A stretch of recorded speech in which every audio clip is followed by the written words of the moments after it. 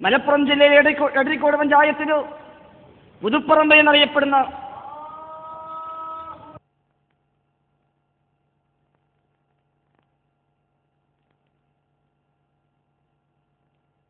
പുതുപ്പറമ്പ് എന്ന മുമ്പ് കാലത്ത് വാളക്കുളം എന്നറിയപ്പെടുന്ന ഒരു കൊച്ചു ഗ്രാമം, ഒരുപാട് പണ്ഡിതന്മാർക്ക് ജന്മം നൽകിയ, സമസ്തയുടെ ആദ്യകാല പ്രവർത്തനങ്ങൾക്ക് ഓഫീസായി പ്രവർത്തിച്ചിരുന്ന, സമസ്തയുടെ ഒന്നാമത്തെ മദ്രസ നിലകൊള്ളുന്ന പുതുപ്പറമ്പിൽ സാമ്പത്തികമായും തറവാടുപരമായും വൈജ്ഞാനികമായും ഏറ്റവും ഉന്നതിയിൽ നിൽക്കുന്ന ഒരു കുടുംബത്തിലാണ് ഞാൻ ജനിക്കുന്നത്. എൻ്റെ പിതാവ് പട്ടിക്കാട് ജാമ്യാനുദിയയിൽ നിന്നു ഒന്നാമത്തെ ബാച്ചിൽ ഫൈസി ബിരുദം വാങ്ങിക്കൊണ്ട് പുറത്തിറങ്ങുകയും ദീർഘമായ 36 വർഷക്കാലം മുദരിസായി സേവനമനുഷ്ഠിക്കുകയും ചെയ്തയാളാണ്. ഇന്ന് സംഘടനമെന്ന് പറയട്ടെ, അദ്ദേഹം ജോലി ചെയ്യുന്നത് മമ്പുറം മഖാമിലെ ആ ജാറത്തിങ്ങിലെ ഏറ്റവും വലിയ അവിടുത്തെ കാർമ്മികനായിക്കൊണ്ട്, അഥവാ അതിന് പറയേണ്ടുന്ന പദമതല്ല, പക്ഷേ പിതാവ് പറയുന്നത് നീ എന്നെക്കുറിച്ച് എന്ത് പറഞ്ഞാലും ശരി പൂജാരി എന്ന് പറയരുത് എന്ന, അതുകൊണ്ട് ഞാൻ ആ പദം ഉപയോഗിക്കുന്നില്ല. ആ രീതിയിലാണ്, അങ്ങനെയുള്ള കുടുംബത്തിലാണ് ഞാൻ ജനിക്കുന്നത്. എൻ്റെ ജ്യേഷ്ഠനാണെങ്കിലോ ഇസ്ലാമിക് അക്കാദമിയിൽ നിന്നു ഒന്നാമത്തെ ബാച്ചിൽ തന്നെ ഉദവി ബിരുദം വാങ്ങി പുറത്തിറങ്ങിയ മനുഷ്യനാണ്. മറ്റു 2 ജ്യേഷ്ഠന്മാർ മുസ്ലിയാക്കന്മാരെ ജോലി ചെയ്യുന്നതിനിടയിൽ വിദേശത്തേക്ക് ജോലി ആവശ്യത്തും പോയതിനാൽ ഇന്ന് ആ ഫീൽഡ് വിട്ടുകൊണ്ട് മറ്റൊരു ഫീൽഡിൽ പ്രവർത്തിക്കുന്നുവെന്ന് മാത്രം. ഇങ്ങനെ എല്ലാ നിലക്കും നാട്ടിൽ മുൻപന്തിയിൽ നിൽക്കുന്ന കുടുംബത്തിൽ ജനിച്ചതിനാൽ ആ ഒരു ആവേശം ഉൾക്കൊണ്ട് തന്നെയായിരുന്നു വളരെ ചെറുപ്പം മുതലേ സുന്നി പ്രസ്ഥാനത്തിൽ പ്രവർത്തിക്കാൻ വേണ്ടി ഇറങ്ങിയിരുന്നത്. അന്ന് മുജാഹിദ് എന്ന് കേട്ടാൽ, ജമാഅത്ത് എന്ന് കേട്ടാൽ അറുപ്പോടെ വെറുപ്പോടെ, എത്രത്തോളം എന്ന് വെച്ചാൽ ഞാനെന്ന് പറയാറുള്ളത് കാഫിറായാലും ശരി മുജാഹിദാവാൻ ഞാനില്ല എന്നായിരുന്നു. എത്രയോ മുജാഹിദ് പ്രവർത്തകരെ മുഖത്ത് നോക്കിയിട്ട് എടാ നീ കാഫിറാണെന്ന്, നീ ഇബ്ലീസാണെന്ന് നേർക്ക് നേരെ പറഞ്ഞ അനുഭവങ്ങൾ എൻ്റെ ജീവിതത്തിൽ ധാരാളമുണ്ട്. മുജാഹിദായ മനുഷ്യനെ നമസ്കാരത്തിന് തുറന്ന് നിസ്കരിച്ചു വരുന്നതിൻ്റെ പേരിൽ മാത്രം എൻ്റെ സഹപാഠിയായ, എൻ്റെ ഏറ്റവും വലിയ കൂട്ടുകാരനായിരുന്ന എൻ്റെ കൂടെയുള്ള മുസ്ലിയാലോ അദ്ദേഹവുമായി 4 ദിവസം പിണങ്ങി നിൽക്കുക പോലും ഞാൻ ചെയ്തിട്ടുണ്ട്.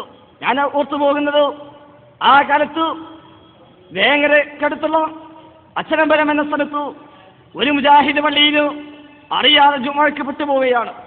അന്ന് ഇതേ വേഷവും കൂടെ തലയിൽ തൊപ്പിയും, ആ തൊപ്പിക്ക് മേൽ തലപ്പാവും തോളിൽ ടവലും കൂടെ ഇട്ടുകൊണ്ടായിരുന്നു ഞാൻ ആ പള്ളിയിൽ കയറിയിരുന്നത്. എൻ്റെ കൂടെ ഹുദവിയായ ജ്യേഷ്ഠനുണ്ട്, മറ്റു 2 ജ്യേഷ്ഠന്മാരുണ്ട്, എളാപ്പയുണ്ട്.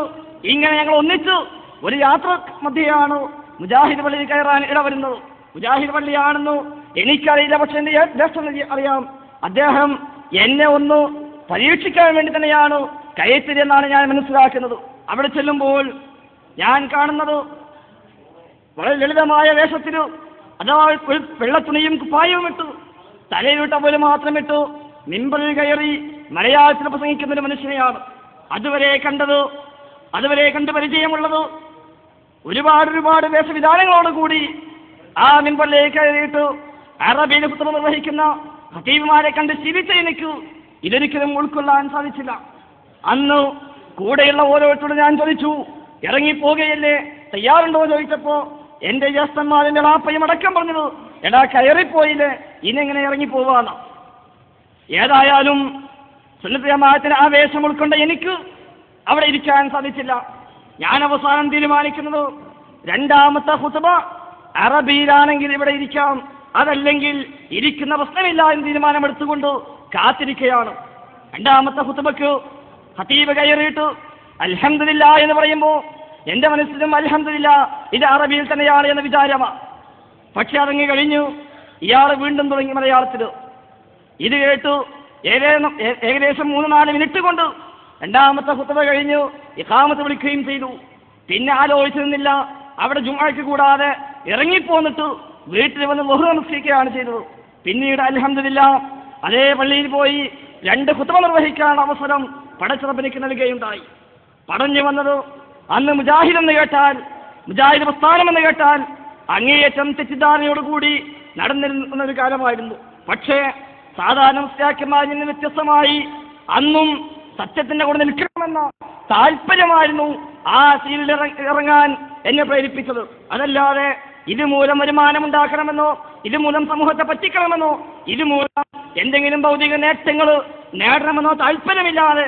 കാരണം ഞാൻ സൂചിപ്പിച്ചല്ലോ, സാമ്പത്തികമായി വളരെയധികം ഉയർന്ന കുടുംബത്തിലാണ് ഞാൻ ജനിച്ചത്. അതിന്റെ ആവശ്യമില്ലായിരുന്നു. സമൂഹത്തിന്റെ പണം എനിക്ക് ആവശ്യമില്ലായിരുന്നു ജീവിക്കാനോ. ധാരാളം സമ്പാദ്യങ്ങളോ പിതാവിന് തന്നെ ഉണ്ടായതുകൊണ്ട് അതിന്റെ ആവശ്യമില്ലാതെ ആത്മാർത്ഥമായി തന്നെ മാലകളും മൗലീദുകളും കുതുബിയത്തുകളും ഒക്കെയായി കഴിഞ്ഞുകൂടുന്നതിനിടെയാണ് സൂചിപ്പിക്കപ്പെട്ടതുപോലെ KNM മലപ്പുറം വെസ്റ്റ് ജില്ലാ കമ്മിറ്റി ഇറക്കുന്ന ജന്മദിനാഘോഷം ഇസ്ലാമികമോ എന്ന ലഘുലേഖന്റെ മുമ്പിൽ വന്നുവിടുന്നത്. അന്ന് നാട്ടിലെ തന്നെ പള്ളിയിലോ നാട്ടിലെ തന്നെ മദ്രസയിലോ അതുമായി ബന്ധപ്പെട്ട റബീഉൽ അവ്വൽ പരിപാടികളെല്ലാം വളരെ സജീവമായി പങ്കെടുക്കുകയും എൻ്റെ കൂടെയുള്ള 2 മുസ്ലിയാക്കന്മാർ, കുഞ്ഞാലിക്കുട്ടി മുസ്ലിയാർ, മുഹമ്മദ് മുസ്ലിയാർ, ഞങ്ങൾ 3 ആളും കൂടെ ഒന്നിച്ചാണ് അന്ന് റബീഉൽ അവ്വലുമായി ബന്ധപ്പെടുന്ന എല്ലാ ഏർപ്പാടിനും മുമ്പിൽ ഇറങ്ങാറുണ്ടായിരുന്നത്. ദഫ് സ്കൗട്ട് തുടങ്ങിയ എല്ലാവിധ ഏർപ്പാടുകളും അതിൻ്റെ അധ്യാപകരായി കൂട്ടത്തിൽ നടക്കുന്നതിനിടയിലാണ് ഈ ലഘുലേഖ കണ്ണിൽപ്പെടുന്നത്. ആ ലഘുലേഖയിൽ മൗലിദിലെ ഏതാനും വരികൾ എടുത്തു ധരിച്ചുകൊണ്ട് അതിനെ വിമർശിക്കുമ്പോൾ ആദ്യമൊക്കെ വിമർശന ബുദ്ധിയോടെയാണ് അത് വായിച്ചതെങ്കിൽ അതിങ്ങ് വായിച്ചു പോകുമ്പോൾ അതിനിടയിൽ കാണുന്നത് ഷറഫുൽ അനാം മൗലിദിലെ അഷ്റഖ ബൈത്തിലെ 11ാമത്തെ വരി, അഥവാ നമ്മുടെ നാട്ടിലൊക്കെ ഈ മാസം വളരെ കൂടുതലായി ആലപിക്കപ്പെട്ട വരിയുണ്ടല്ലോ. അബ്ദുകൽ മിസ്കീനു യർജു ഫളലകൽ ജമ്മൽ വഫീർ ഫീക ഖദ് അഹ്സൻതു ലന്നി യാ ബശീർ നദീർ ഫഅഗ്ത്നി വഅജ്ർനി യാ മുജീർ മിനസ് സഈർ യാ ഗിയാസി യാ മലാദി ഫീ മുലിമാത്തിൽ ഉമൂർ. ഈ വരി അങ്ങ് വായിക്കുമ്പോൾ എന്താ അർത്ഥം? ഞാൻ ചുരുക്കി പറയുകയാണ്. അല്ലാഹുവിന്റെ റസൂലേ, താങ്കളുടെ സാധുവായ അടിമയില താങ്കളുടെ ഔദാര്യം കാംക്ഷിച്ചു കൊണ്ടുവന്നിരിക്കുന്നു. അതിനാൽ എന്നെ സഹായിക്കണമേ. നരകത്തുനിന്ന് രക്ഷപ്പെടുത്തുന്ന പ്രവാചക, എന്നെ താങ്കൾ രക്ഷപ്പെടുത്തേണമേ എന്നർത്ഥം വരുന്ന ഈ വരികൾ കൊടുത്തിട്ട് ഇതേക്കുറിച്ച് അതിന് ചോദ്യം ചോദിക്കുകയാണ്, ഇത് ഇസ്ലാമികമാകുമോ എന്നുള്ളത്. ഇത് എൻ്റെ മനസ്സിൽ തറക്കുകയാണ്. ഇത് ശരിയാണല്ലോ.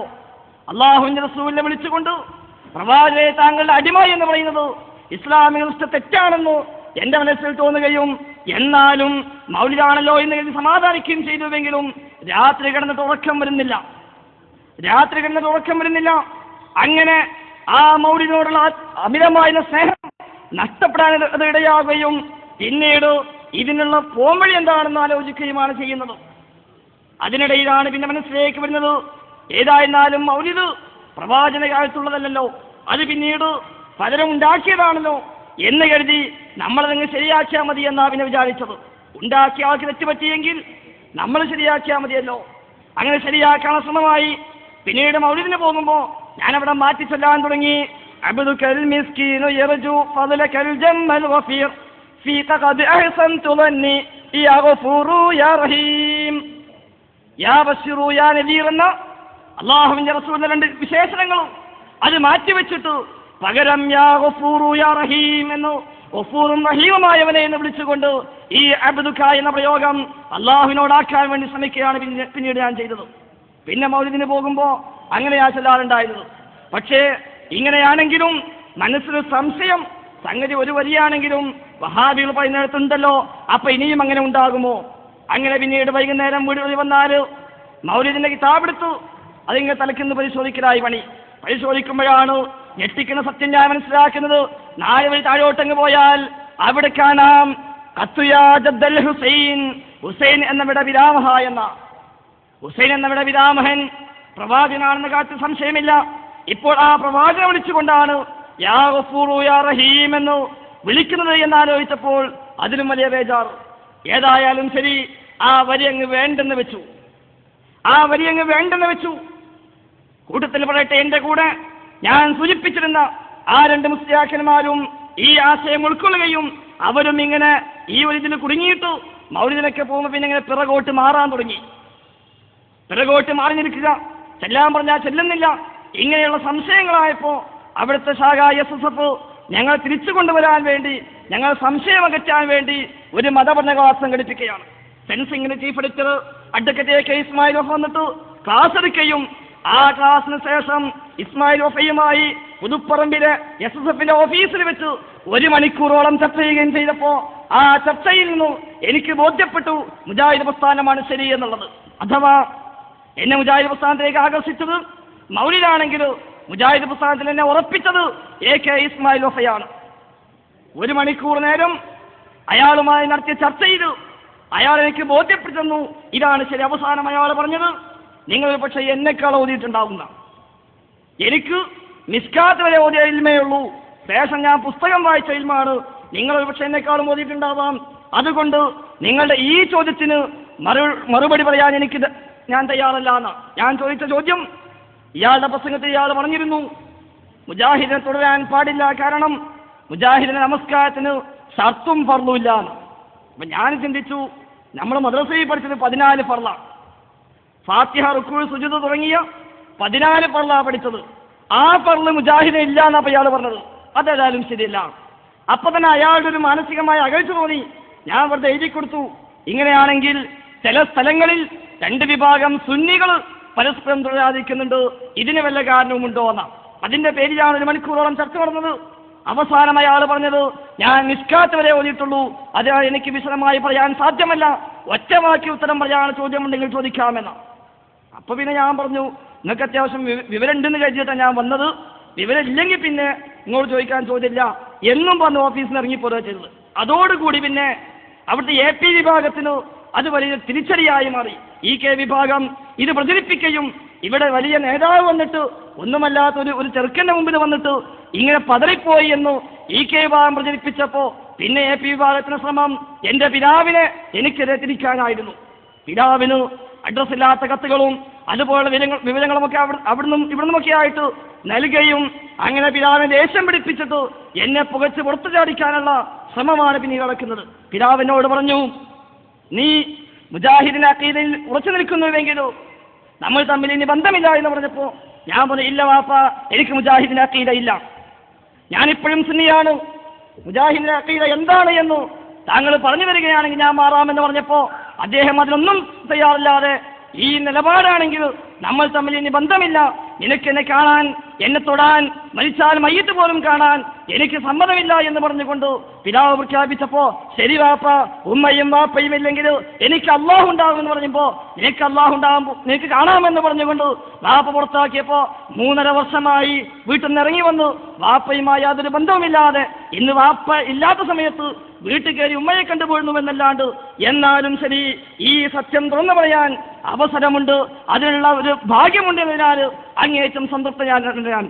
ഞാനവിടെ SKSFന്റെ പ്രവർത്തകരെ വിളിച്ചുകൊണ്ട് ഞാൻ പറഞ്ഞു, ഞാൻ SKSFിലേക്ക് തിരിച്ചു വരാം, തയ്യാറാണ്. ഒറ്റ കാര്യം, ആരാധന എന്ന് വിളിക്കാവുന്ന, ഇബാദത്ത് എന്ന് വിളിക്കാവുന്ന കാര്യങ്ങളൊക്കെയും പടച്ചതമ്പുരാന് മാത്രമേ ആകാവൂ എന്ന് പ്രസംഗിക്കാൻ, അത് പ്രഖ്യാപിക്കാൻ അവസരം നൽകുമെങ്കിൽ ഞാൻ തിരിച്ചു വരാമെന്ന് പറഞ്ഞപ്പോ അതല്പം പ്രയാസമാണ് എന്നാണ് SKSFന്റെ പ്രവർത്തകർ പോലും അന്നെനിക്ക് മറുപടി നൽകിയത്.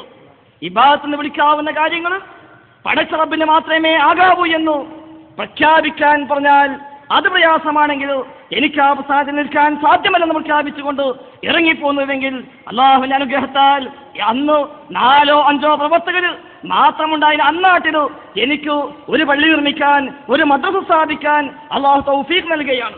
അങ്ങനെ പള്ളിയും മദ്രസയും സ്ഥാപിച്ചു. ഇന്നവിടെ ഖതീബായി സേവനം അനുഷ്ഠിക്കുന്നു. 100ഓളം ആളുകൾ ജുമുഅയ്ക്ക് പങ്കെടുക്കുന്ന നല്ലൊരു മാറ്റത്തിന് തുടക്കം കുറിച്ചുകൊണ്ട് ഇന്ന് ആ നാട് മാറിക്കൊണ്ടിരിക്കുകയാണ്. ഇൻഷാ അല്ലാഹ് അള്ളാഹു ഇനിയും മാറ്റാനുള്ള അവസരം നൽകുമെന്ന് തന്നെയാണ് ഞാൻ പ്രതീക്ഷിക്കുന്നത്. സമയമില്ലാത്തതിനാൽ ഇനിയും ആളുകളുണ്ടായതിനാൽ ഞാൻ അവസാനിപ്പിക്കുകയാണ്. ഈ സത്യം വ്യക്തമായി ബോധ്യപ്പെടുകയും അത് പ്രചരിപ്പിക്കുകയും അത് പ്രഖ്യാപിക്കുകയും ചെയ്യാനുള്ള അവസരം, അതിന് തൗഫീഖ് പടച്ചറബ് നമുക്കും മാതാപിതാക്കൾക്കും പ്രദാനം ചെയ്യുമാറാവട്ടെ. സത്യം സത്യമായി മനസ്സിലാക്കുകയും അത് ഉൾക്കൊള്ളുകയും അത് പ്രഖ്യാപിക്കുകയും ചെയ്യാനുള്ള തൗഫീഖ് നമുക്കും മാതാപിതാക്കൾക്കും പടച്ചറബ് പ്രദാനം ചെയ്യുമാറാവട്ടെ. അസത്യം അസത്യമായി മനസ്സിലാക്കുകയും അത് തള്ളിക്കളയുകയും അതിനെതിരെ പ്രതികരിക്കുകയും ചെയ്യാനുള്ള തൗഫീഖ് നമുക്കും മാതാപിതാക്കൾക്കും പടച്ചറബ് പ്രദാനം ചെയ്യുമാറാവട്ടെ എന്ന് പ്രാർത്ഥിച്ചുകൊണ്ട് ഞാൻ അവസാനിപ്പിക്കുകയാണ്. അൽഹംദുലില്ലാഹി റബ്ബിൽ ആലമീൻ. അസ്സലാമു അലൈക്കും വറഹ്മത്തുള്ളാഹി.